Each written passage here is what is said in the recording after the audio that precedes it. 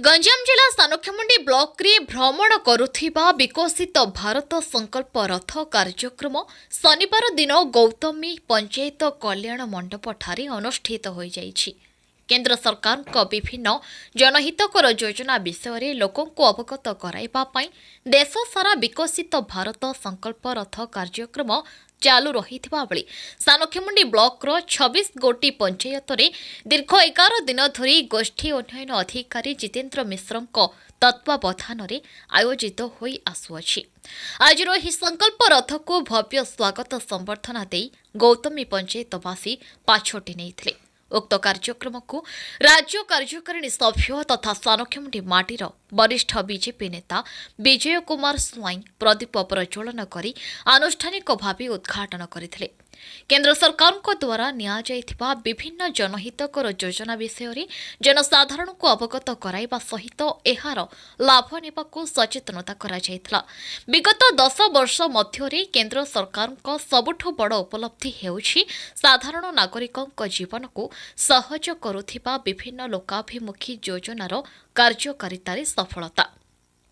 प्रधानमंत्री आवास योजना, उज्ज्वला योजना, पीएम किसान आदि केंद्रीय योजना साधारण नागरिक विशेषकर ग्रामांचल गरीब लोकों जीवन में व्यापक परिवर्तन आनीपारिछि। केंद्रीय योजनार 100% प्रसार उद्देश्य प्रधानमंत्री नरेंद्र मोदी द्वारा आरंभ करा जाइथिबा विकसित भारत संकल्प यात्रा वर्तमान देशर विभिन्न पंचायत और पौरांचल जारी रही। गौतमी पंचायत आयोजित कार्यक्रम वरिष्ठ कलाकार सत्य षडंगी, पूर्वतन क्रिकेट खेलाड़ी ए लिंगराज, पूर्वतन भलीबल खेलाड़ी आनंद बिसोई, लेखक लिंगराज षडंगी, राष्ट्रपति उपाधि प्राप्त जेल गार्ड कालूचरण स्वाई, समाजसेवी एस राजेश्वरी रेड्डी को विकसित भारत संकल्प यात्रा तरफ सम्मान पत्र प्रदान करा जायथिला। उक्त कार्यक्रम को सरपंच झिली रेड्डी, पंचायत कार्यनिर्वाही अधिकारिणी तपस्विनी रईत, नायब सरपंच दीपक कुमार साहू,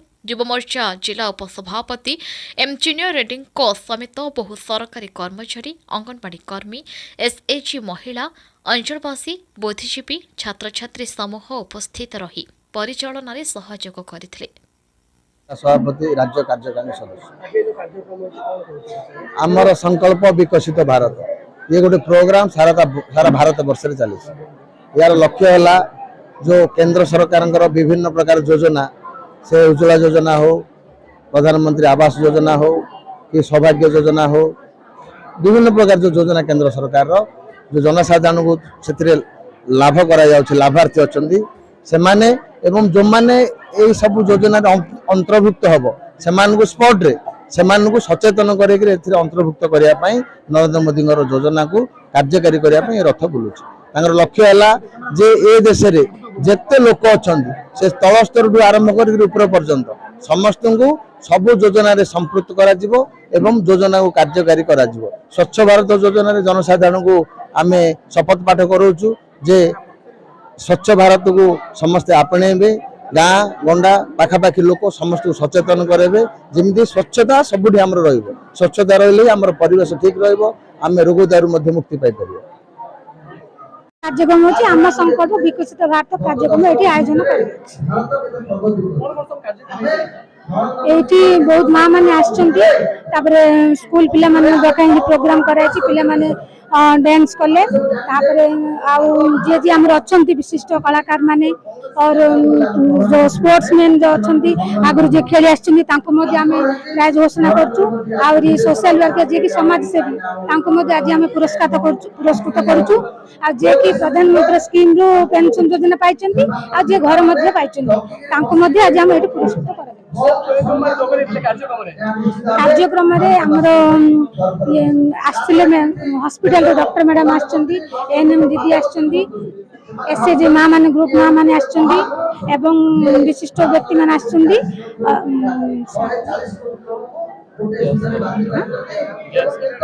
जिला युवा मोर्चा उपसभापति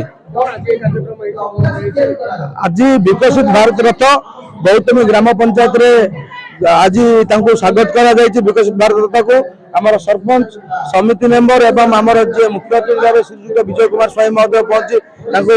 स्वागत कर गोटे कार्यक्रम व्यवस्था करा एवं जो मोदी जी जो विकास रथ अच्छे ताको गाँ गहली में पहुंचा दिल्ली टू नहीं पल्ली पर्यंत पहुंचा चेष्टा चली चेष्टा प्रचेषा चलती स्वच्छता को बहुत बड़ा प्राधान्य दि जाए एवं मोदी जी जो ग्यारंटी सरकार अच्छे जो जनहितकारी योजना अच्छे घर घर केमी पहुंचब गरीब माँ पाखे जमी पहुंचब युवपीढ़ी पाखे जमी पहुंचब एवं जी गरीब खटिकिया मान पहुंचब आम तत्पर अच्छु एवं पूरा प्राण प्राण उद्यम चेष्टा चलती आज कार्यक्रम थिला समस्त को आमर हेल्थ कैंप थिला एग्रीकल्चर डिपार्टमेंट थिला एवं उज्ज्वला जे कि आज बहुत बड़ा लोकप्रिय योजना उज्ज्वलार आज गोटे बहुत बड़ा कार्यक्रम थिला एवं विभिन्न कार्यक्रम होचे गोटे बहुत बड़ा कार्यक्रम होचे योजना माध्यम